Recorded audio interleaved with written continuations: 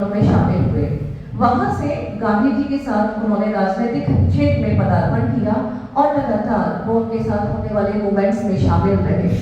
1919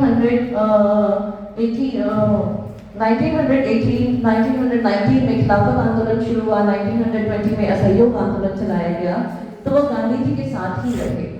गांधी जी, ऐसा नहीं था कि वो गांधी जी के सभी बातों से सहमत थे, लेकिन सत्याग्रह और अहिंसा ऐसे सिद्धांत थे जिन्होंने उन्हें बहुत आकर्षित किया।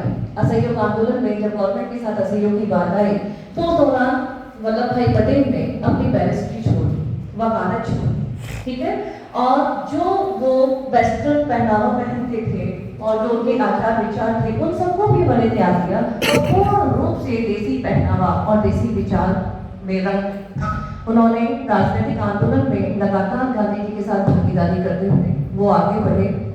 1927 में साइमन कमीशन भारत आया तो उन्होंने उसका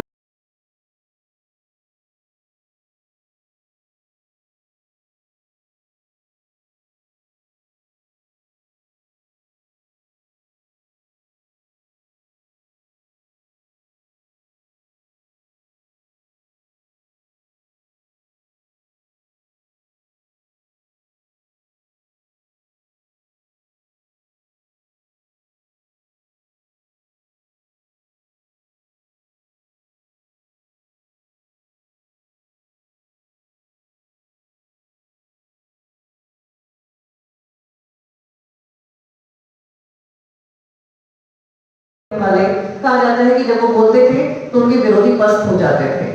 तो बड़ी तेज तर्रार पर्सनैलिटी के मालिक थे वल्लभ भाई पटेल।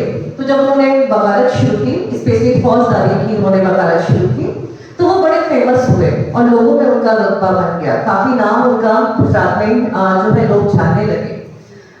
ऐसे में उनके चरित्र को दर्शाता हुआ एक घटनाक्रम और मैं आपको बताऊंगी कि एक बार वो कोर्ट में जब बहस कर रहे थे, जज सामने बैठे हुए थे, ये 1910 के आसपास की बात है जब वो, तो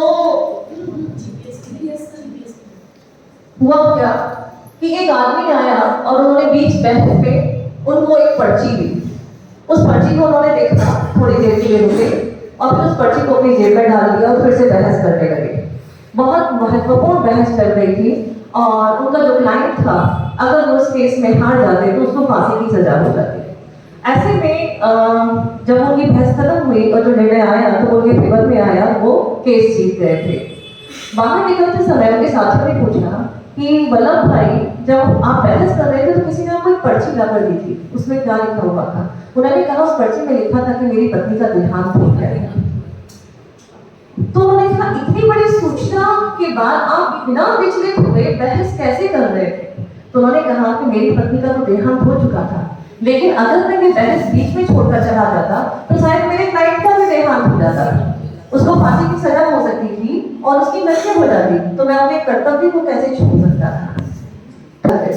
तो इस तरह की जो क्वालिटीज होती हैं वो महान व्यक्तित्व में होती हैं। जो लोग महान व्यक्तित्व के स्वामी होते हैं वो अपने कर्तव्य के प्रति बहुत सजग और जागरूक होते हैं। 1915 में जब गांधी जी इंडिया आए तो उससे पहले वो गांधी जी के बारे में जानते थे और गांधी जी के सत्याग्रह और अहिंसा के सिद्धांतों का उनके जीवन पर बहुत प्रभाव था।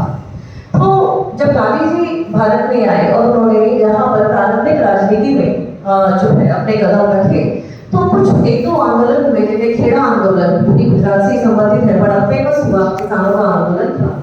तो वल्लभ भाई पटेल भी उन आंदोलनों में शामिल हुए। वहां से गांधी जी के साथ उन्होंने राजनीतिक क्षेत्र में पदार्पण किया और लगातार वो उनके साथ